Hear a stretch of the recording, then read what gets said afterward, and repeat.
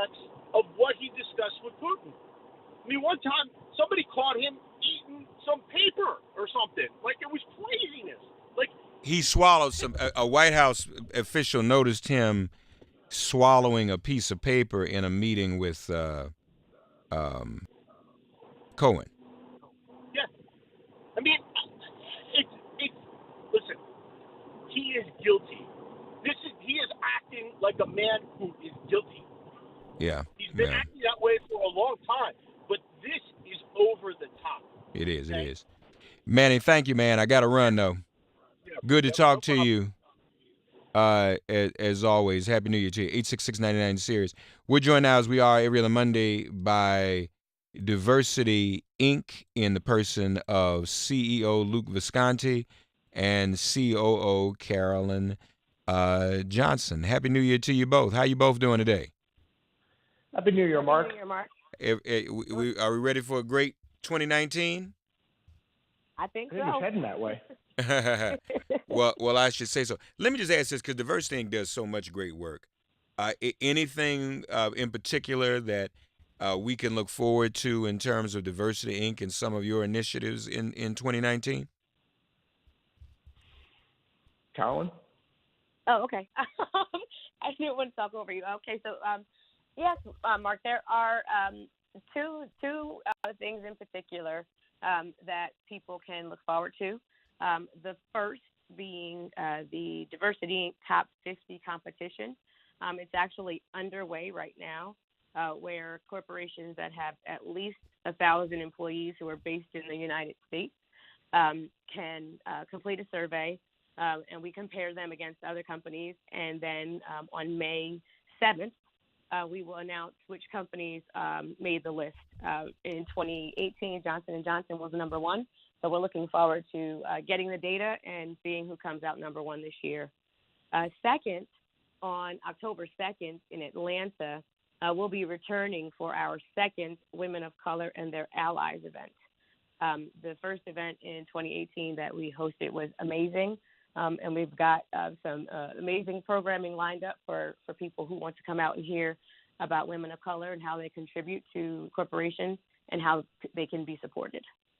So how can corporations participate in this voluntarily, the top 50? Yeah. So, Luke, I'm going to ask you to just step Mark through the top 50. Well, can I recommend Can people recommend? I mean, how does that work? All they have to do is go to the website and ask for a survey. And it's a survey with a lot of data. We measure management, workforce, 4 levels of management. We ask for the demographics of the top 10% paid people in the company, and we look at all sorts of different things that companies do to make sure that at the bottom of it all, that promotions are fairly distributed, that we're not looking to advocate for one over another. We're looking to advocate for fairness and looking to measure it.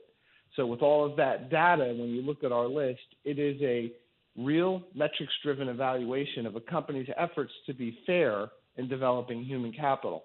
And I don't think anybody wants anything more than a fair chance. So that's what we look to measure.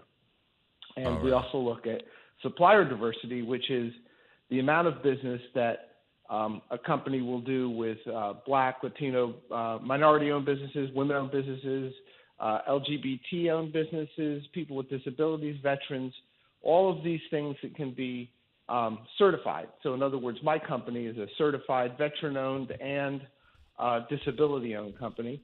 Okay. And businesses that do business supplier diversity is there to lower acquisition costs. And I think this is important for your audience to understand. If you do business with more companies, your costs will go down because you'll find the better deals. So supplier diversity isn't about charity to Black-owned businesses. It's about lowering procurement costs, which is how you return a superior return to your shareholders. It's all about business. Gotcha. Promoting the best people, doing business with the best companies. Gotcha. All right, folks. Your company ought to do it, and you ought to encourage your company to do it. Go through the top 50 process. If they don't want to do it, then it seems to me that might say something, right? We'll find a job on one of the companies in the top 50. Yeah, that's right. That's right. All right, Carolyn, Luke with us, DiversityInc.com. We've got several stories we want to focus on today. First of all, this headline that ignorance is actually what's driving support for Donald Trump. Ignorance. Well, if you no look, shock there. the story is basically about a Pew Research study that came out over the weekend that shows that most immigrants are here legally, and that most Americans don't know that. So that if you look at it realistically, there's no emergency. We have no emergency. Mm-hmm. And most immigrants come here to do better for themselves. They're leaving places, and I think another thing that has to be really understood is it's different. It's not an illegal immigration if a person is requesting asylum. And I think that people need to understand this too, to have some empathy for the folks that are at our border trying to come here legally by requesting asylum. Because of drug use in this country and the 40-year failed war on drugs, there's such violence going on in Honduras and El Salvador that people are walking the length of Mexico to find a place to live where they won't be killed. Mm-hmm. And I think it's very important. We understand this. If you want to attack the root of the problem, you have to solve the drug crisis in this country, which is primarily driven by white people. Mm-hmm. But we don't seem to want to get to the heart of the matter.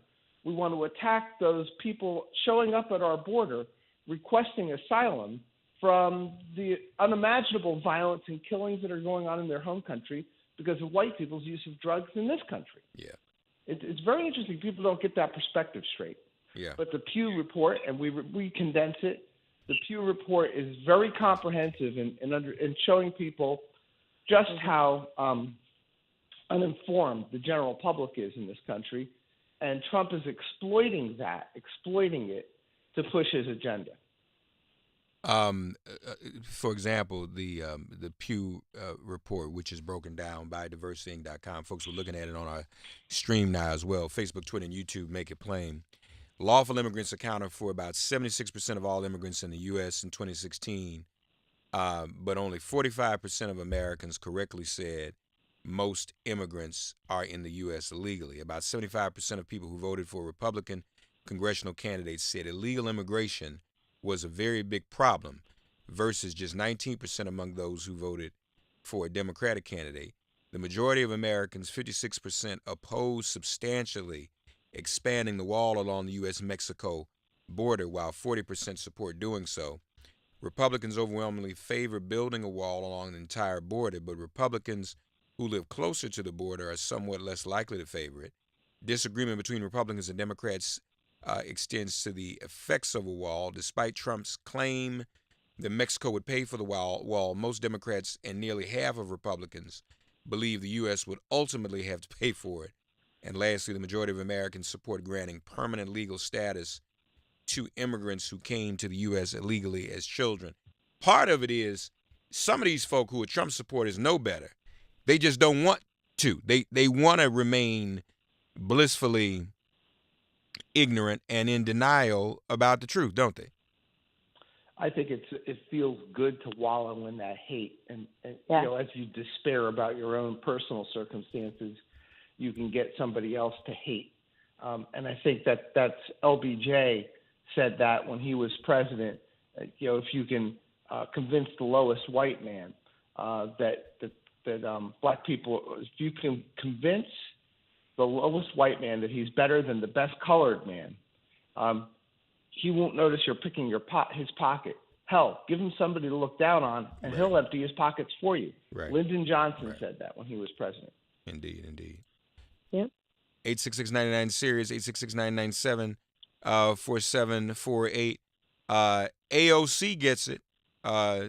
Carolyn, Alexandria OcasioCortez, she's straight up calling him a racist, isn't she? Yes, she is, as she should be. And that is why people, I believe, actually pay attention to her, because she doesn't sugarcoat it, in a very slow, silly way that that other politicians who claim that they're fighting back against him do. She tells it like it is, and I believe that that's what people need to hear. They don't need to hear a sugar-coated explanation of why Donald Trump and other racist politicians do what they do. Call it like it is, and don't be scared. People are so scared of what's going to happen. She's not scared. If you're a racist, you're a racist, and she's going to tell it like it is. Yeah, and we are definitely thankful for that. Also, Steve King. People are finally making noise. Even Republicans are finally speaking out against Steve King. It's about time, isn't it? I mean, holy cow! How many times do you have to see what this guy is to believe him? He tells you straight up. Mm-hmm. He tells you. And how many times does he have to? The Washington Post this morning has an article called "A Brief Guide to Steve King's Long History of Racist Statements." And it's just amazing, one after another. And I want something, this audience, your audience and my audience are tuned into this more than most audiences. But when people go after Mexicans or go after gay people or go after whoever group they want to, we're not out of it. The rest of us aren't out of it. And I think that the counter to all of this is Professor Steve Phillips' book, Brown is the New White. Everybody should read that. We are the majority, and we are Black, Latino, and progressive white people. We are the majority. We can win any election we want to, and we don't act like the majority. Know your numbers and understand the strength. And what the Republicans are left doing is preventing people from voting and sectioning off people by hate. And Steve King is a great hater for the Republican Party, which is why they will fall short once again in getting rid of him. It's not going to happen. They're going to keep him around because they need a useful idiot to say the things that they all want to say to keep their base organized and condensed and focused. Yeah. 866-99 Serious. One more piece, just a couple of other headlines we do want to point out. The Groveland Four falsely accused of rape have been pardoned 70 years later. But another story that has surfaced, and I don't know that you all have had a chance to take a look at it. CBS News, and maybe they ought to be looked at in terms of this top 50. They released their coverage of, or the reporters they plan to have cover the 2020 election. And this has gone pretty viral on social media. I'm going to put the picture up so you all can see it for yourselves. Facebook, Twitter, and YouTube make it plain. But not a single African-American reporter. They put all their 2020 campaign reporters and 2020 associate producers, and not a single African-American in the group, Carolyn. This is CBS News. Well, I think that we have to be very clear about something, and not to put Newark Airport on blast, but I'm going to talk about something very similar there. I think people are trying to tell us, but very loud and in other ways subtly. And when I say us, I'm talking about, Black people, women, Latinos, that they don't want us around, that we don't belong. Mm-hmm. And so even if it's around the images that they're putting out there, that even it doesn't, you're not thinking about it. You're not sitting there saying, oh, wow, I can't believe that. Mark, you and others like you are people that bring this type of stuff to the forefront. But this is a very clear, another clear way of making other white people who are hateful or other people who are racist. This is another way of saying we don't want them. They don't belong. Right. And when I talk about Newark Airport, unfortunately, I spend a lot of time there, and I saw one of the like posters on the wall that was basically saying, "Oh yeah, we're upgrading. We're going to make it easier for you to travel," and not one person in the image of the future look of Newark Airport was a Black person. Of course. Every single person was white or Right. Asian, Right. not one black person and not one person that looked Latino. And so I think we have to be very clear, and we have to be appreciative of people like Rashida Tlaib, who, but with her comment, you can judge however you want about her saying impeach the MFer. But guess what? A lot of people who weren't paying attention before are paying attention now, because we see this stuff and we have to talk about it. And we have to sometimes fight back and use the same language that they use to fight us. And so to go back to your earlier question, it was very intentional, because it was a message telling us that we don't belong and they don't want us. Right. Folks, last before, I just want to go back to this top 50. Suppose someone is an employee in a company that they want to see participate in the top 50 competition for diversity. What can that employee do? Well, What would you Mark, suggest? Go ahead. Go ahead. Carolyn.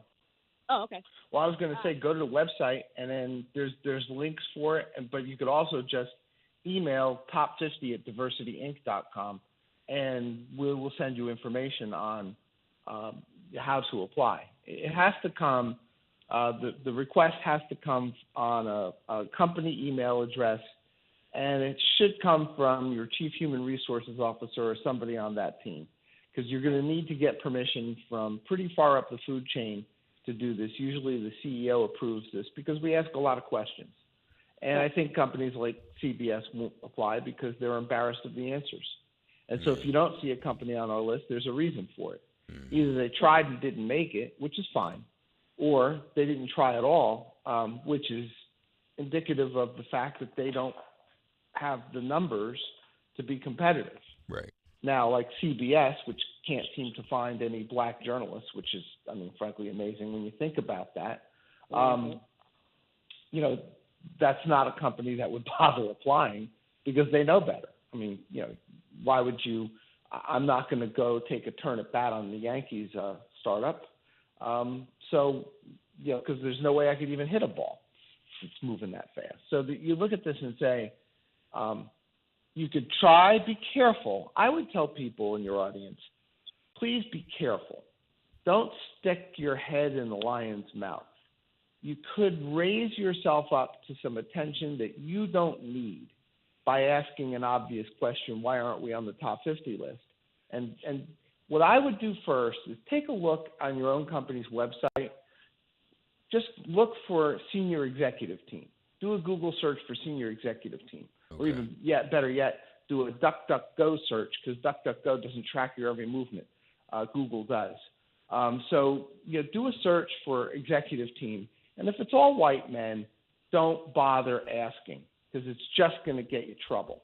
Mm-hmm. What you could do is brush up your resume and start looking, because you shouldn't work for a place that doesn't value who you are and what you bring to the table. There's no reason for you to waste your life working for people who don't care about you. You deserve better than that. So be careful what you ask for. If you think your company's competitive, I would have a talk and say, look, I heard this on Mark Thompson. Here's the website. We should do this. Right. And see what the reaction is. What I've seen in 20 years of doing this is very often the person responsible for human resources is going to feel attacked by their lack of accomplishments in hiring people fairly. And they're going to feel, I think justifiably so, criticized by looking at this. So be careful. What we find in the most successful companies is the CEO wants this badly. They want to be number one. They want to be recognized as being fair. We gave a special award to the CEO of Johnson & Johnson. He had tears in his eyes accepting it, because he has worked so hard to be fair, and it meant so much to him to be recognized for his fairness. He literally had tears in his eyes. Mm-hmm. Go work for a person like that. That's what I would recommend. Or look at the top of our company. Look at the top 50. Look at the top 50, and then one other thing I want to ask you two to comment on before we go.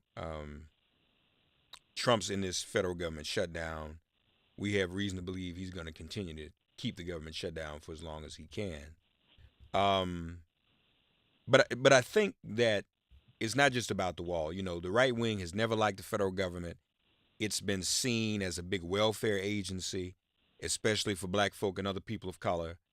There's this perception even that a lot of folk who work for the federal government are black and black women in Washington, D.C. Carolyn, I mean, that's a part of this. I mean, everybody's focused on the wall issue. But the fact of the matter is, Trump and his ilk hate government, hate the federal government for all the reasons I just named. But part of that is an issue of race. Absolutely. It's definitely an issue of race. And I think, everybody gets sucked into as you said, gets sucked into the why it's happening and not how it's impacting people.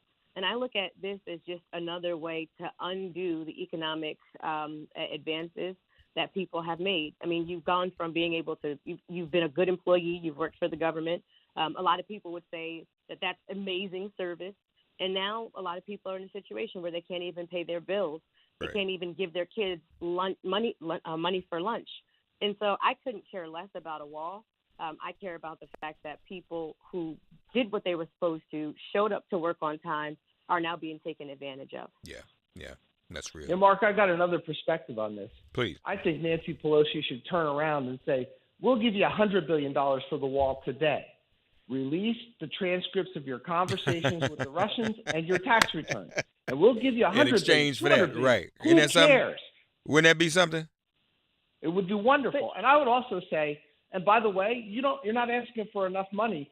There is a 4,000-mile border with Canada that has no walls. And from what I understand, Mexicans have maps. So they may take a $300 flight to Canada and come across the border that way. We need another 4,000-mile wall on the north part of our border. And by the way, half of the people who come here and stay illegally come here through airports because they're Asian and from sub-Saharan Africa. So let's build walls around JFK and all the other international airports because we need walls there too. Right. And by the way, the drugs mostly come in through seaports. So let's build walls around Baltimore and walls around New York so we could protect ourselves from the seaports. I mean, we could spend a lot of money on walls. Isn't that great? Indeed. And it exactly goes back to Mark, one of the topics that we started our conversation today, and that's around ignorance and how people are remaining blissfully ignorant around all of this. Luke wrote a column talking about just a lot of the points that he just brought up. So as you go to DiversityInc.com, check out Ask the CEO, and Luke kind of really keeps it real and breaks it down, very similar to the way you just did about a lot of the things that are going on in this country that are disgraceful. Yeah. Luke Visconti, CEO, Carolyn Johnson, COO, DiversityInc.com. Read their latest articles as well. See if your company's in the top 50. If not, you might want to think about leaving. That's just a suggestion. Want to thank you both. Looking forward to doing much more work with you in the new year, okay? Thank you very much, Mark. Good to hear your voice. I'm at your service. Yes, good to hear yours as well. You. Thank you very, very much. 866-99-SIRIUS, 866-997-4748, number to call. 25 minutes for the hour. Let's do this. Let's pay a few bills, and then we'll get to nothing but your calls for the rest of the show.